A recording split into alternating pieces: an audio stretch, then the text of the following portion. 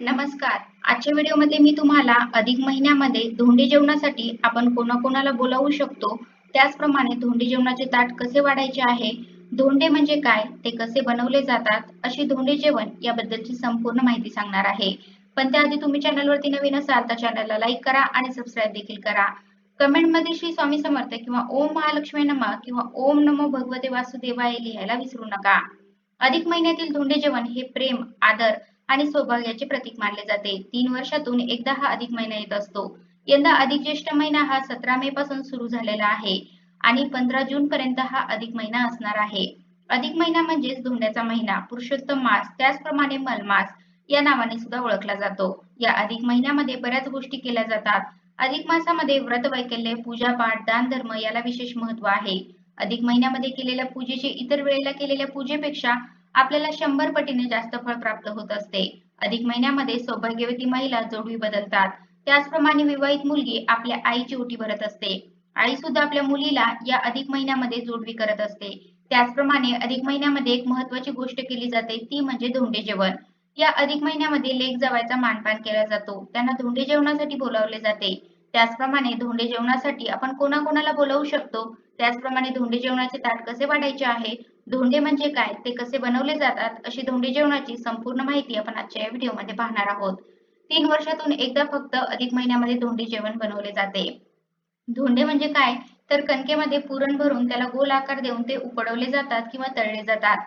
अलीकडे वेगवेगळ्या पद्धतीने सुद्धा हे धोंडे बनवले जातात. म्हणजे फक्त पुरणाचे धोंडे न बनवता एक विशेष सारण तयार करून सुद्धा हे धोंडे बनवले जातात. मैद्याचा किंवा बारीक रव्याचा वापर करून सुद्धा हे धोंडे बनवले जातात.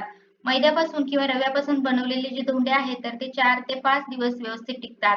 त्यामुळे असे सुद्धा आपण धोंडे जे आहेत तर ते बनवू शकतो. आता यासाठी मग मैदा किंवा रवा जो आहे तर तो आपल्याला व्यवस्थित मळून घ्यायचा आहे आणि त्यामध्ये आपल्याला सारण घालायचं आहे. सारणासाठी आपल्याला किसलेलं खोबरं भाजून घ्यायचं आहे.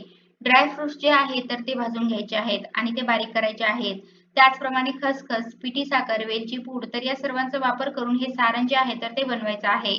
थोडंसं मीठ सुद्धा आपल्याला त्यामध्ये टाकायचं आहे आणि जो काही आपण मैदा किंवा रवा मळलेला आहे तर त्याची लाटी लाटून त्यामध्ये हे सारण बनवून आपल्याला गोल आकार द्यायचा आहे किंवा मोदकासारखा आकार पण आपण देऊन हे जे आहे तर ते धोंडे आपल्याला तळून घ्यायचे आहेत. असे धोंडे जे आहेत तर ते 4 ते 5 दिवस टिकतात आणि 4 ते 5 दिवस टिकणारे हे धोंडे असल्यामुळे एकदा आपण बनवून ठेवले की 4 ते 5 दिवस आपण हे धोंडे कोणालाही देऊ शकतो. म्हणजे ज्यांना ज्यांना आपल्याला ते धोंडे द्यायचे आहेत तर आपण ते देऊ शकतो. अशा प्रकारे पुरणाचे धोंडे किंवा खोबऱ्याच्या सारणाचे धोंडे आपण बनवू शकतो. आता हे धोंडे जेवण जे आहे तर ते आपण ज्या दिवशी करणार आहोत तर त्या दिवशी आपल्याला सकाळी लवकर उठायचं आहे, स्नान करायचं आहे, स्वच्छ वस्त्र परिधान करायचे आहेत, मुख्य दरवाजा, उंबरठा स्वच्छ करायचा आहे, छान अशी मुख्य दरवाजामध्ये रांगोळी काढायची आहे, मुख्य दरवाजाला तोरण लावायचं आहे. आपल्या देवघरातील देवांची विधिवत पूजा करायची आहे. कारण आपण जे काही धोंडे बनवतो याचा नैवेद्य आपल्याला अगोदर देवांना दाखवायचा आहे आणि त्यानंतरच ज्यांना आपण धोंडे जेवणासाठी बोलावलेलं आहे तर त्यांना आपल्याला ते जेवण जे आहे तर ते वाढायचं आहे. आता धोंडे जेवणाचं ताट जे आहे तर ते कसे वाढायचे आहे तर हे आपण अगोदर पाहणार आहोत आणि यानंतर धोंडे जेवणासाठी आपण कोणाकोणाला बोलवू शकतो तर हे सुद्धा पाहणार आहोत. आता बघा, धोंडे जेवणासाठी आपण ज्या व्यक्तींना बोलवलेलं आहे, खास करून लेक जावयाला हे धोंडे जेवण जे आहे तर ते केले जाते. त्याचप्रमाणे इतर सुद्धा आपल्या जवळच्या व्यक्ती किंवा आपल्या आयुष्यातील ज्या व्यक्ती मानाच्या आहेत तर त्यांना आपण धोंडे जेवणासाठी बोलवू शकतो. असं अजिबात नाही की फक्त मुलीला आणि जावयालाच धोंडे जेवण जे आहे तर ते केले जाते. अधिक महिन्यामध्ये केले जाणारे धोंडे जेवण हे जावई, लेक किंवा मानाच्या व्यक्तीसाठी प्रेमाने वाढले जाणारे एक पारंपरिक जेवण मानले जाते. आता आपण हे ताट वाढत असताना केळीच्या पानावरती सुद्धा आपण हे जेवण वाढू शकतो किंवा मोठे ताट जे आहे तर ते आपल्याला यासाठी वापरायचं आहे. ताट वाढत असताना आपल्याला ते आदराने आणि प्रेमाने वाढायचं आहे. त्याचप्रमाणे ताट वाढत असताना सर्वप्रथम आपल्याला गोड पदार्थ जो आहे तर तो ताटामध्ये वाढायचा आहे. कारण बऱ्याच घराची अशी परंपरा असते की ताट वाढताना सर्वप्रथम गोड पदार्थ जो आहे तर तो वाढला जातो. अन्न वाया जाणार नाही याची सुद्धा आपल्याला ताट वाढताना काळजी घ्यायची आहे. म्हणजे आपण ज्यांना ज्यांना धोंडे जेवणासाठी बोलवलेलं आहे त्यांच्यासोबत लहान मुले असतील तर त्या ताटामध्ये मात्र आपल्याला कमी जेवण जे आहे तर ते वाढायचं आहे आणि देवाला नैवेद्य दाखवल्यानंतरच आपल्याला हे धोंडे जेवणाचे ताट जे आहे तर ते वाढायचं आहे. आता ताट वाढत असताना ताटाच्या डाव्या बाजूला आपल्याला लिंबू, कोशिंबीर किंवा चटणी, लोणचे, कुरडई, पापड जे काही आपण तळण वगैरे तळलेलं असेल तर हे आपल्याला ताटाच्या डाव्या बाजूला वाढायचं आहे.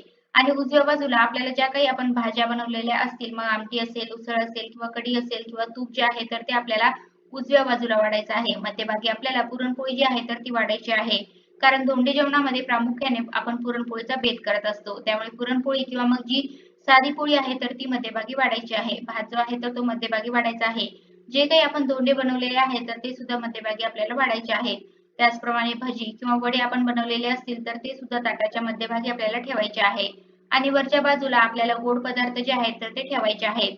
धोंडे जेवण म्हटलं की गोड पदार्थ हे आलेच. मग त्यामध्ये धोंडे जे आहेत तर ते सुद्धा गोडच असतात. परंतु इतर सुद्धा गोड पदार्थ आपण वाढू शकतो. ज्यामध्ये श्रीखंड आहे, खीर आहे, लाडू आहे. खीर जी आहे तर ती श्रीहरी विष्णूंना अत्यंत प्रिय आहे.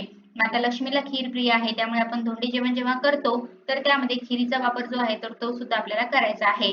तर अशा प्रकारे हे जे ताट आहे तर ते वाढायचं आहे आणि धोंडे जे आहेत तर ते अगोदर सांगितल्याप्रमाणे ताटाच्या मध्यभागी वाढायचे आहेत. आता मध्यभागी जर धोंड्यासाठी जागा नसेल तर आपण उजव्या बाजूला सुद्धा हे धोंडे जे आहे तर ते वाढू शकतो आणि त्यावरती आपल्याला थोडेसे तूप जे आहे तर ते सुद्धा घालायचे आहे. आता काही ठिकाणी धोंड्याबरोबर दूध किंवा तूप साखर देण्याची सुद्धा पद्धत आहे. तर अशा पद्धतीने हे धोंडे जेवणाचे ताट जे आहे तर ते आपण वाढू शकतो. आता धोंडे जेवणातील पदार्थ जे आहे तर ते कोणकोणते असू शकतात तर पुरणपोळी, बटाट्याची भाजी, मसाले भात, वरण भात, आमटी, त्याचप्रमाणे भजी किंवा वडे, खीर, धोंडे, तूप तर असे जे पारंपरिक पदार्थ आहेत तर ते आपण धोंडे जेवणासाठी बनवत असतो. अधिक महिन्यातील हे धोंडे जेवण कोणाकोणाला द्यावे तर प्रामुख्याने लेक जावयाचा मानपान करताना हे धोंडे जेवण लेक जावयाला दिले जाते. म्हणजे आपल्या मुलीला आणि जावयाला घरी बोलावले जाते. त्याचप्रमाणे आपल्या मुलीच्या सासरचे जे लोक आहेत तर त्यांना सुद्धा अधिक महिन्यामध्ये धोंडे जेवणासाठी बोलावले जाते आणि त्यांचा मानपान केला जातो. ते लोक आपल्या घरी आल्यानंतर आदराने त्यांना घरामध्ये घ्यायचं आहे. त्यानंतर त्यांचे आपल्याला पाय धुवायचे आहेत, पायावरती स्वस्तिक काढायचं आहे. तसेच आपल्या जावयाला कुंकवाचा टिळक करायचा आहे. मुलीला हळदी कुंकू लावायचं आहे, त्यांचं औक्षण करायचं आहे आणि यानंतर तर त्यांना जेवायला द्यायचं आहे.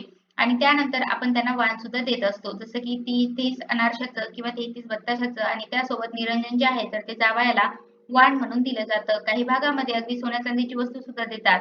मुलीची ओटी भरली जाते आणि मुलीला सुद्धा चांदीची जोडवी दिली जातात. तर हे झालं लेक जावयाचं धोंडे जेवण. त्यानंतर सुवासिनी पूजन सुद्धा आपण या अधिक महिन्यामध्ये करत असतो. यामध्ये आपण 5, 7, 11 किंवा 33 सुवासिनींना घरी बोलावत असतो. घरी आल्यानंतर त्यांचे सुद्धा आपण पाय धुवत असतो, त्यांना बसायला आसन देत असतो. त्यांना सुद्धा आपण हळदी कुंकू लावून त्यांचं औक्षण करत असतो आणि यानंतर त्यांना हे धोंडे जेवण जे आहे तर ते वाढले जाते. त्यानंतर त्यांना भेटवस्तू म्हणून एखादी वस्तू दिली जाते किंवा त्या सुवासिनीची ओटी भरली जाते. भेटवस्तू म्हणून हळदी कुंकवाचा करंडा किंवा हिरव्या बांगड्या किंवा नथ जे सौभाग्य अलंकार आहेत तर ते आपण देऊ शकतो किंवा छोटासा एखादा रुमाल जो आहे तर तो आपण त्या सुवासिनींना देऊ शकतो. तर अशा प्रकारे हे धोंडे जेवण जे आहे तर ते केले जाते आणि त्यानंतर त्यांना भेटवस्तू दिली जाते आणि त्यानंतर त्यांच्या आपल्याला पाया पडायचा आहे. त्यांचा आशीर्वाद आपल्याला घ्यायचा आहे. जेव्हा आपण सुवासिनी पूजन करतो तर त्या ज्या घरी आलेल्या सौभाग्यवती आहेत तर त्या म्हणजे माता लक्ष्मीचं रूप म्हणून आपल्याला त्यांचे पूजन करायचे असते आणि त्यांना धोंडे जेवण जे आहे तर ते जेवायला घालायचे असते. याचप्रमाणे आपण आपल्या जवळच्या व्यक्ती किंवा मित्र परिवारातील ज्या व्यक्ती आहेत तर त्यांना सुद्धा धोंडे जेवणासाठी बोलावू शकतो. तसेच गाईला सुद्धा या अधिक महिन्यामध्ये आपल्याला धोंडे जे आहेत तर ते द्यायचे आहेत. गाईसाठी आपल्याला पुरणाचे 33 धोंडे तयार करायचे आहेत. आणि त्यानंतर आपल्याला गाईच्या पायावरती पाणी ओतायचं, हळदी कुंकू लावायचं, कपाळावरती हळदी कुंकू लावायचं आणि त्यानंतर आपल्याला हे जे धोंडे आहेत तर ते गाईला नैवेद्य म्हणून द्यायचे आहेत. यासोबत आपण गाईला हिरवा चारा देऊ शकतो. त्याचप्रमाणे गाईला गुळाचा खडा सुद्धा आपण खायला देऊ शकतो. 33 धोंडे गोमातेला म्हणजेच गाईला अधिक महिन्यामध्ये खाऊ घालणे खूप पुण्याचे काम आहे. त्यामुळे आपल्या घरी गाय असेल किंवा आजूबाजूला असेल किंवा गोशाळेमध्ये जाऊन गाईला सुद्धा आपण धोंडे खायला घालू शकतो. गाय ही श्री विष्णूंना अत्यंत प्रिय आहे आणि अधिक महिना हा श्री विष्णूचा महिना मानला जातो. त्यामुळे गाईला अधिक महिन्यामध्ये धोंडे खायला घातल्यामुळे आपल्याला अधिकाचे फळ प्राप्त होत असते. तसेच आपण हे धोंडे जेवण ब्राह्मणाला सुद्धा घालू शकतो. ब्राह्मणाला घरी बोलावून त्यांना धोंडे जेवण आपल्याला वाढायचं आहे आणि त्यानंतर आपल्याला त्यांना वाण सुद्धा द्यायचं आहे. मग यामध्ये आपण 33 अनारसे किंवा 33 मैसूर पाक, 33 बत्ताशे जे जाळीदार पदार्थ आहे त्याचप्रमाणे फळे, धान्य तर हे जे वाण आहे तर ते आपण ब्राह्मणाला सुद्धा या अधिक महिन्यामध्ये देऊ शकतो. म्हणजे फक्त लेक जावयालाच धोंडे जेवण दिले जाते असे अजिबात नाही. तर आपल्या मित्र परिवारातील व्यक्तींना, आपल्या नात्यातील व्यक्तींना, त्याचप्रमाणे लेक जावयाला, त्याचप्रमाणे सुवासिनी पूजन करत असताना त्या सौभाग्यवतीला, ब्राह्मणाला आपण हे धोंडे जेवण जे आहे तर ते देऊ शकतो आणि वाण देताना त्यासोबत आपल्याला दक्षिणा आवर्जून द्यायची आहे. कारण अधिक महिन्यामध्ये दक्षिणेशिवाय वाण दिले जात नाही. 11 रुपये, 21 रुपये, 51 रुपये यथाशक्ती आपल्याला दक्षिणा सुद्धा वाणासोबत द्यायची आहे.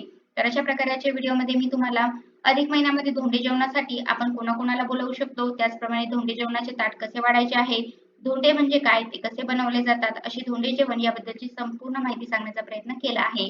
कसा वाटला तुम्हाला माझा आजचा व्हिडिओ कमेंट करून नक्की सांगा. धन्यवाद.